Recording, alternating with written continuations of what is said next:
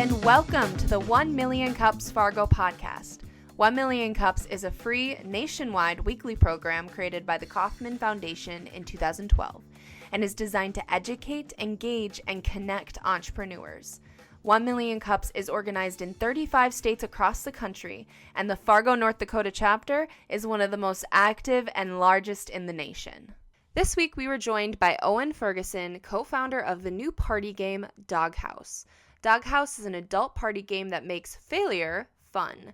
The idea of Doghouse was born during an entrepreneurship program their senior year of college in the fall of 2019, right before the pandemic hit. Owyn shares with us how they've embraced the unknown thrown at them during 2020 and how they've used this time to fuel their entrepreneurial endeavors. Let's take a listen to hear more about the story behind Doghouse. All right, so ladies and gentlemen, I present to you the game that makes failure fun. Doghouse, the party game that you can't wait to lose. My name is Owyn Ferguson, co-president and co-founder of the Whiteboard Group, which is the entity under which Doghouse operates, and I will be sharing our product with you this morning. Doghouse is a game made for mature audiences, perfect for adult parties. It entails 6 satirical spin-offs of traditional party games, including Never Have I Ever, Truth or Dare, and categories. The way you select the game is by taking turns rolling a regular 6-face die and drawing a card from that respective deck. Each deck is a different game, and each game has a different way of getting players sent to the doghouse. There are no winners, but at least one loser per round, and you guessed it, the losers are the ones that are sent to the doghouse. This game is best played casually.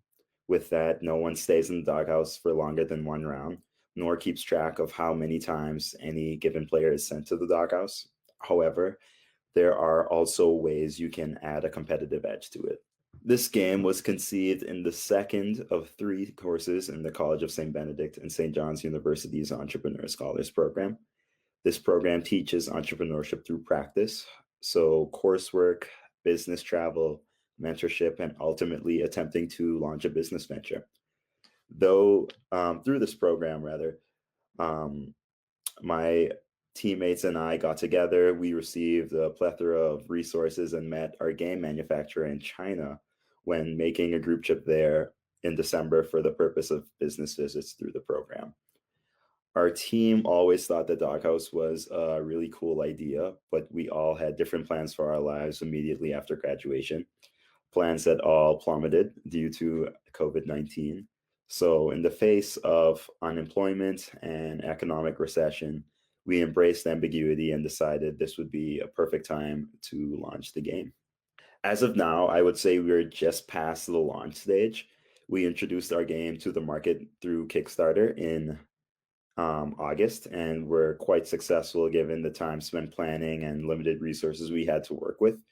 This campaign has provided more than enough funds to cover our startup costs, so we can certainly now move forward with our venture. And just to give you the major statistics from this campaign, we had 333 backers, which ended up being just under 500 games purchased.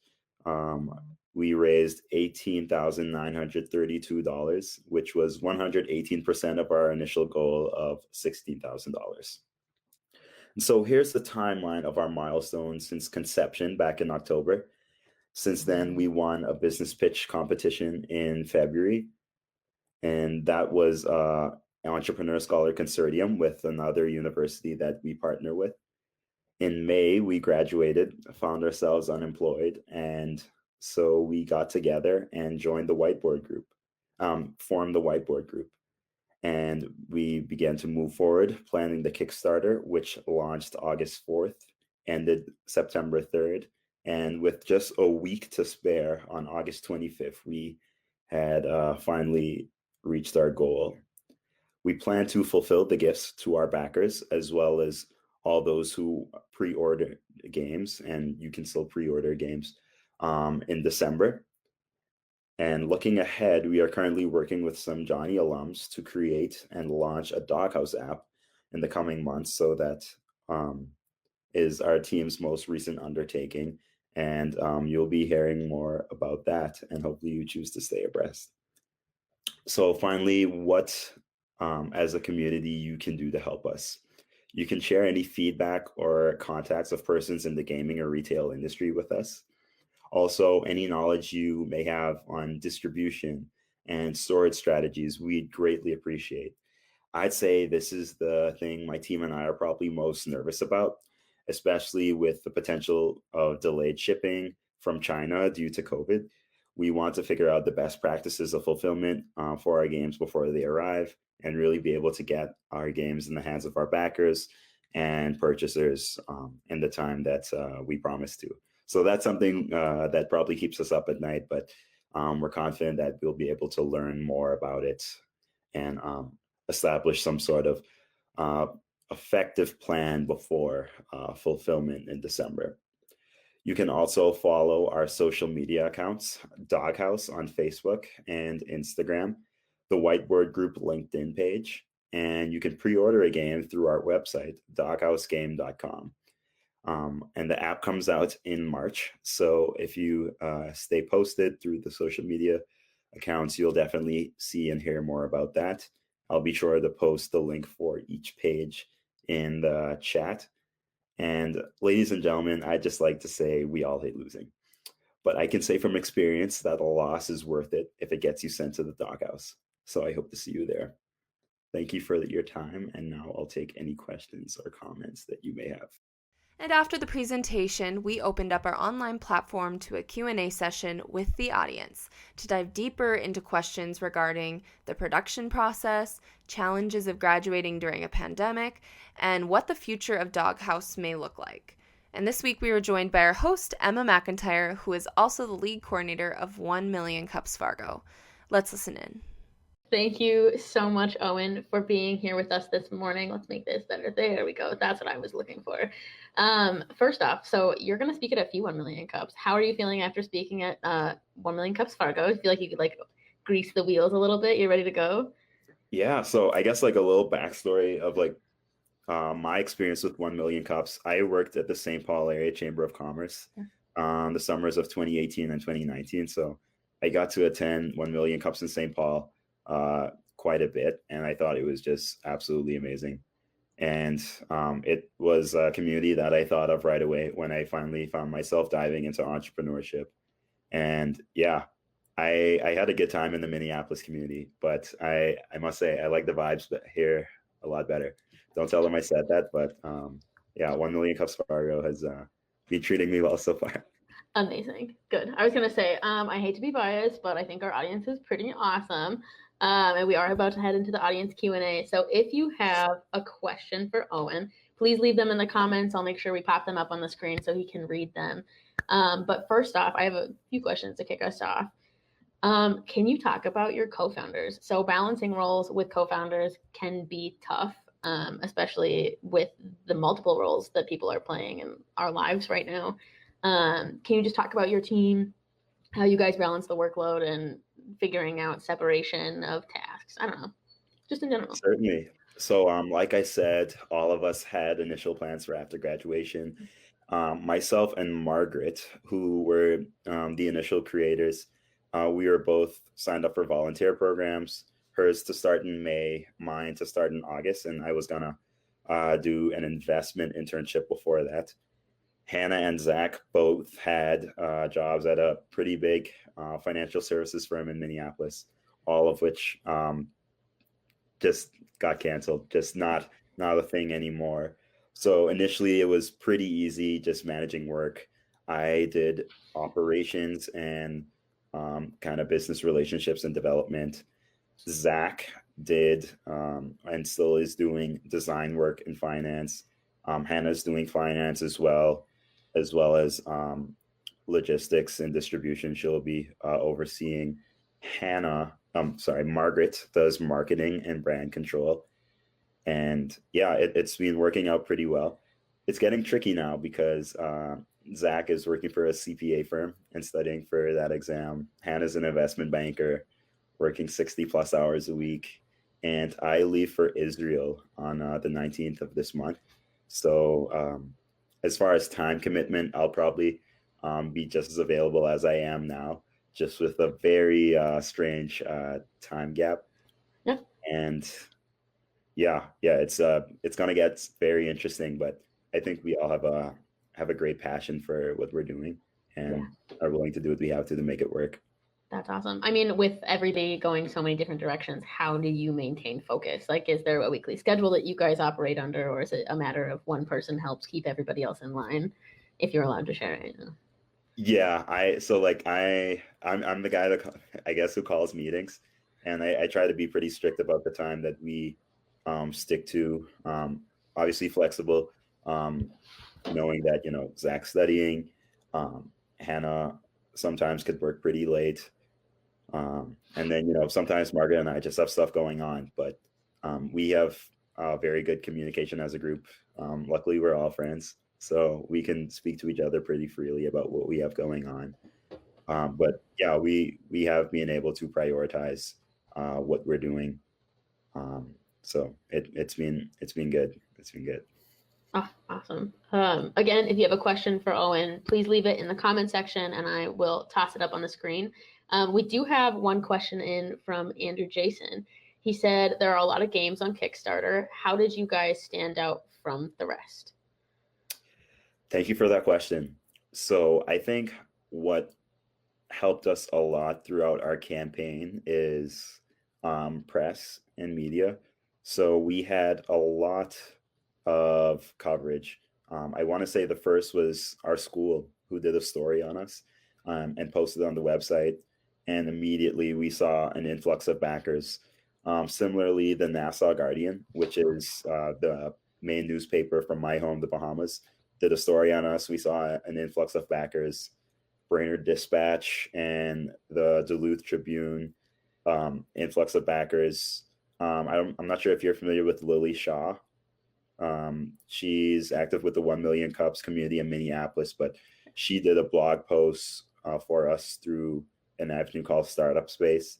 And all of those avenues provided just a whole new community that we weren't connected with before. And they were very impactful. I think something that we're going to look at in the future with new lines of business, possibly new games, is possibly looking into more social media influencers. Something that we wish we had thought of earlier is, I guess, like trying to find not necessarily celebrities, but people who are social media famous at least. And once we have physical games or, have the app, which will be easy to display through, post or live videos, I think that's something we're going to look at tapping into. Can you explain how the app is similar and different to the card game? Is it essentially just an extension of the card game? And how do you guys plan to profit off of that? Is it like in-app purchases? Is it something you buy in the App Store? Yeah, so the app will be free and it will essentially give you a digital experience of playing the game. So you're going to have the same format in that you're rolling a die, just it's virtual. You're playing with a group of friends, going clockwise or counterclockwise, and you're sending people to the Doghouse with the same criteria. I'd say what makes the app different is that there will be extension packs, and those will be our source of revenue. So there will be in-app purchases for extension packs. The extension packs will essentially be themes like girls' night, family friendly, etc. So you will get the traditional decks, and the extension packs will be essentially just customized versions of the same decks, just with a particular theme, fitting a particular crowd. Awesome. Exciting. That's so cool. So are you guys planning on bringing in like an external developer? Do you have somebody on team that can do that? So right now we're in the process of drawing up the papers for our joint venture partnership with their name is 5 Stack LLC. Okay. They're also located in Fargo, and they are.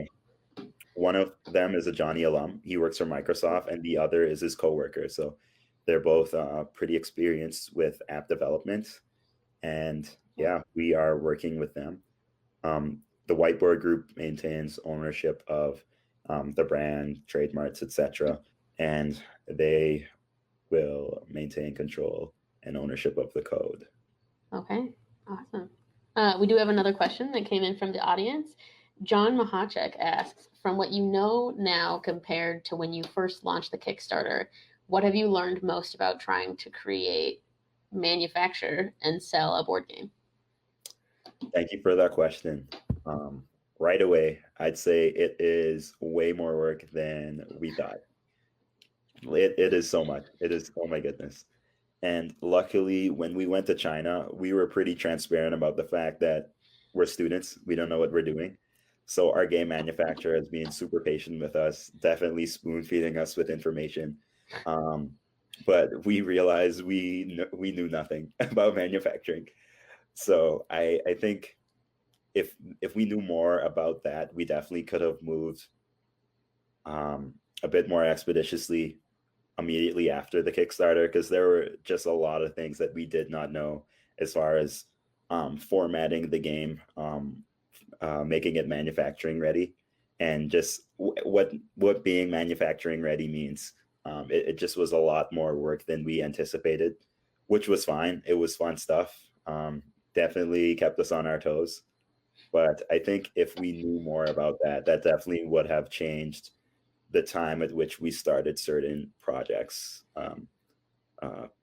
working toward the completion of manufacturing. Awesome. So I'm curious. We don't have a lot of people on 1 Million Cups that have done crowdfunding and like the Kickstarter area, which is why I personally found you guys really fascinating. I think I saw you in like an Inform article. I'm pretty sure that's what it was. So as much as it seems like you guys like Fargo likes you back. So, if you're ever looking for a global headquarters, I would highly recommend downtown Fargo. I mean, Dots Pretzels is here now, so we're really thriving. Noted. Exactly. So can you just, on the topic of crowdfunding, dive more into your Kickstarter journey? What are some unexpected aspects to crowdfunding, or maybe some tips and tricks that you would give to somebody that is just starting a crowdfunding endeavor? Certainly. What I'll say right away is that you have more control over the support that you get than you think. For us, we were pretty green going into it, so we didn't necessarily have a business network to lean on, just our personal networks. And so with that, it was essentially, we ate what we killed. Whoever we asked, they were the people who backed. So there definitely is no room for nervousness. I'm the only person in my group who is not from Minnesota. So I probably was the only person not super uncomfortable about asking people for money. And yeah, I mean, it's a lot. You really have to stay on top of your friends, stay on top of your family members, because it is very easy to forget. I mean, people certainly have intentions of supporting you, but you really want to make sure that they're seeing what's going on daily. So I think every day we had something on our Instagram, most days on Facebook, at least once a week on LinkedIn, and we're direct messaging friends and family. We are, like I said, reaching out to journalists, trying to get stories and reach new communities. There really is no rest. There is no rest. You cannot stop. I mean, you could choose to stop when you reach the goal, I suppose, but I get, once you reach it, you get even more excited. It's like, how much more can I get? So I encourage it greatly, because you are able to reach a network that you didn't have before. There are definitely people, if we look on our list of backers and search them up on Facebook, no connections whatsoever. So we have a whole new branch of followers because of Kickstarter. And we have, I guess, momentum because of the Kickstarter. So I do encourage crowdfunding platforms greatly. Fantastic. On the topic of growth, can you tell me, so you guys operate Doghouse under a different LLC. My assumption is that means that you have more planned, you have more in store. And Doghouse is merely just a springboard. Can you talk about your hope for the LLC? I mean, 5, 6, maybe we'll start small. We'll do like a year from now, and then we'll go into like 3 and 5 years. I know everything's kind of uncertain, so we don't want to just put you right on the spot. Yeah, thank you. So right away, I'd say the app is our newest line of business that we're most excited about, which it's still Doghouse, but I guess it's something new, and we're just going to see how that works out. Something we will be paying close attention to is how beneficial is the app. I guess like how positively causal is the relationship between the app and the physical game. Does people playing the app make them want to buy the physical game, or vice versa? So that's something we're going to be paying attention to, and will definitely help us determine whether online games or physical games is the way to go. Right away, the way I feel about it personally is I like physical games. I just think it creates a new experience. I don't like when people around me are on their phone, when it's like a social setting. Even if it's a game, like, yeah, I think like having a physical game, it's good at keeping people engaged. So for the sake of community, I do lean toward physical games, but I think it's going to be the data they'll do the talking when it comes to making that decision. Yeah, and I'm assuming that'll probably springboard whatever path you guys choose next. Yes, I think so. Yeah, fascinating. So fun. It makes me like, I don't know if you ever get this anymore, but now whenever I think about the future, I get a little knot in my tummy, and I'm like, we don't know anything. We don't know anything. Yeah. No plans are linear. Exactly. Which honestly, if there's anybody that's going to be thriving in the environment of 2020, my assumption is that it's an entrepreneur. Because if you look at like what the 5-year plan that goes ding, ding, ding, ding, ding, ding, ding, that's just been like 2020 condensed. Yeah. Oh yeah. So another thing that I'm curious, so I mentioned I'm also a 2020 grad. Being young, there are downsides. However, I personally am a human that believes that there is a lot of power in the youth and young adults. Can you talk about how your guys' newness to just, I guess, the business world in general has either been a springboard of success and how it's helped aid in the work that you're doing, or where it's posed as a challenge?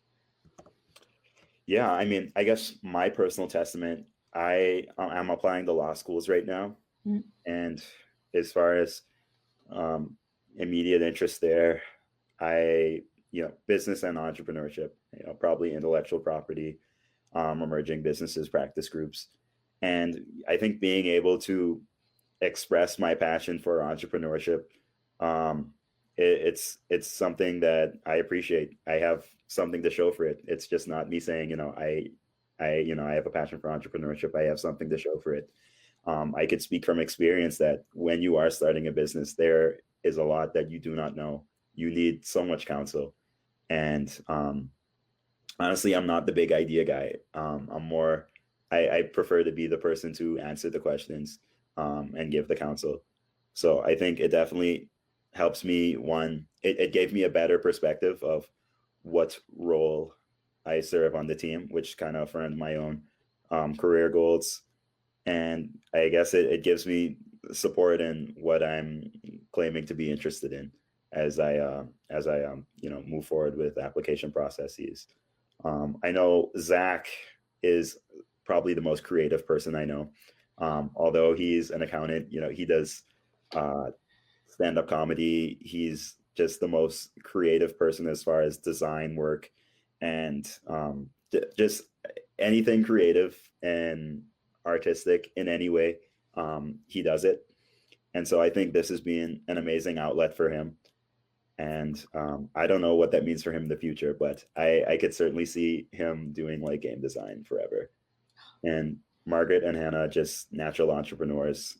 Whether or not it's the game industry, I think just having this taste of ownership and success definitely has put something in the back of their minds that perhaps entrepreneurship and ownership is something that they will be doing the rest of their lives.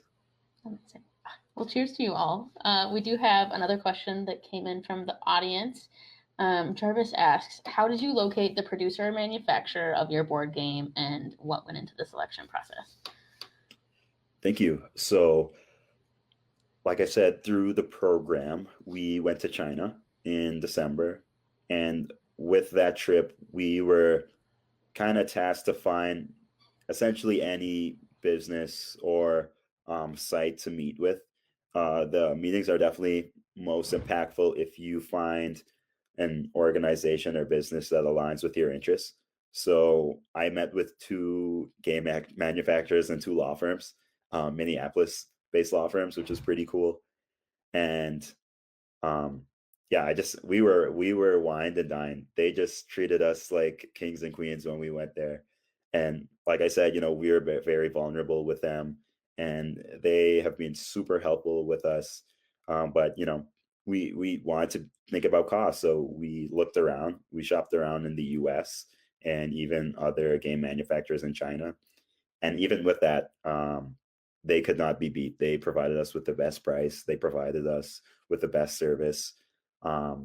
Their response time was the best. And their name is Longpack Games. They do a lot of games that are pretty big. I think their most popular one right now it's called like Throw Potato or something like that. It's the maker of Exploding Kittens. It's their most recent game, like Throw Potato or something. But yeah, like, and they even gave us one, as well as like a couple other games, just like as a gift. So they treat us very well. The prices are great. Yeah, we are having a very good experience working with them. Awesome.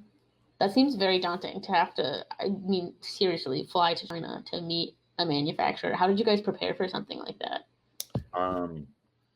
So this was kind of like another like cultural difference between like Margaret and I. It was just us who went to the meeting, and like I at the time was just ready to like pretend as if we're ready to start business right now. Like pretend like we're just so that we're taken seriously.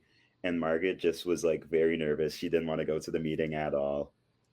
But I think right away they just picked out that we didn't know what we were doing. So they kind of coached us throughout the meeting. Were just super nice to us.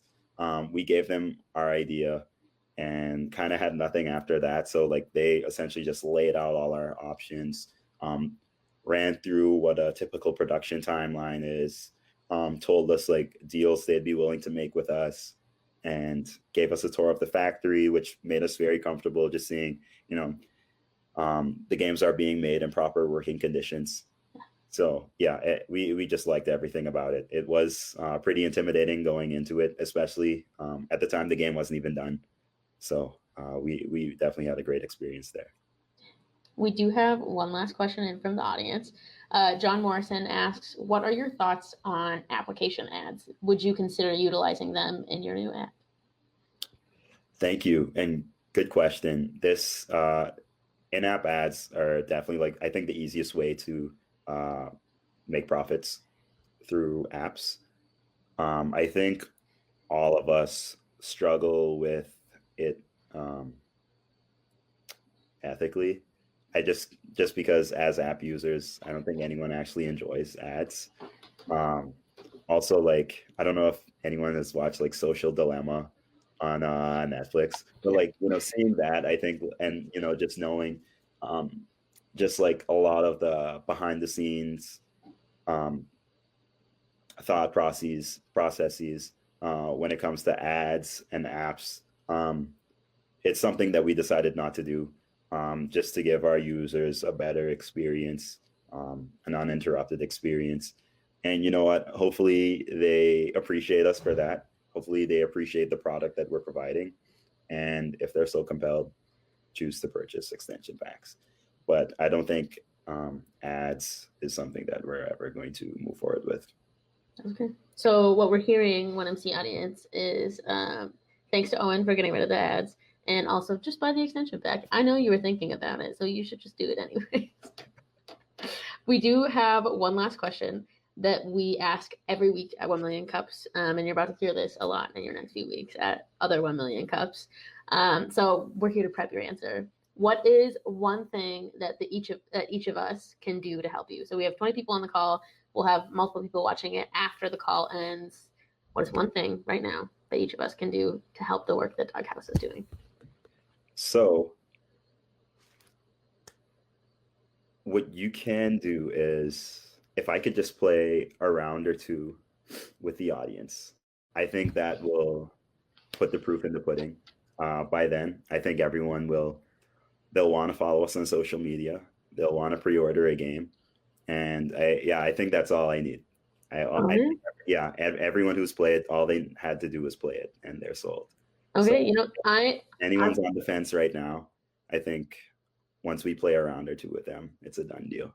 Okay, and that's something we can do with the audience, because I'm willing to go a little over time if that means that we can play a game on a Wednesday. In the meantime, I'll send you the links in private chat, and I don't know how to comment to the entire group, so I'll just send these to you. I gotcha. But yeah, I can get that ready and just run through what a typical round or two would look like with the audience. And so I can share my screen and go through the PDF versions so that everyone could get that experience. So regular 6-face die, and just roll. Right now I got a 4, so I'll go to the 4th deck, which is Bark or Bite. So this game is to the effect of Never Have I Ever. Only those who have not done the action given, they're the ones sent to the Doghouse. So I'm going to go in the deck, just slide down, and whatever card it lands on, those who have not done the action, they're the ones sent to the Doghouse. So cried while watching a movie, which is a pretty easy one. So those who have not done it, they go to the Doghouse. And something I should have prefaced with, whatever going to the Doghouse means is up to the group. So, okay. I found that the 21 plus crowds tend to use drinking as a consequence. Capri Sun. A swig of coffee probably will do. Yeah, perfect. Yeah. And so I'll see if I can run another one. One is Throw a Bone, which is a game to the effect of most likely to. So you draw the card. Whoever in the group is most likely to do whatever the given action is, you send them to the Doghouse. So okay. Buy a flight for the wrong date. Definitely done this before. I don't know anyone, but I did recognize Kelly Gradine, who has always bought the right dates and gotten me right seating. She's one of our mentors through the McNeely Center. Like I said, she will always get us the right date, but the only person I know to pick on right now, so I'm going to pick Kelly. Amazing. So Kelly, if you have coffee, you just got to chug the entire coffee right now. Absolutely. And yeah, luckily we here, I gotcha. Yeah, luckily those were better, I guess, more censored cards. Just full disclosure, adult party game. So about anywhere from 20 to 30% of the content of each deck is probably not what you want to play with your grandparents or priests. Well, preface. Yeah. Okay, awesome. Well, if we're trying to buy the game, where do we go? We go to the links that you sent me and I put in the chat, correct? Yes. So you can pre-order on doghousegame.com. Awesome. Sweet. Well, thanks so much for joining us here this morning, Owyn, and for adding a nice little spin on the end. That was super fun, and we can't wait to watch all the fun stuff you do. So if you have a chance, head to the comments after this and check out some of the awesome stuff your communities were saying about you. It all seems pretty positive. All right. Thank you very much. And that's all we got for this week's 1 Million Cups Fargo. Thank you so much for listening in. 1 Million Cups Fargo is powered by Emerging Prairie, an organization dedicated to connecting and celebrating the entrepreneurial ecosystem. We'd also like to thank the following sponsors for their support: Midco, the City of Fargo, Pro Resources, Fargo Moorhead CVB, the FM Area Foundation, and Kilbourne Group. See you next time.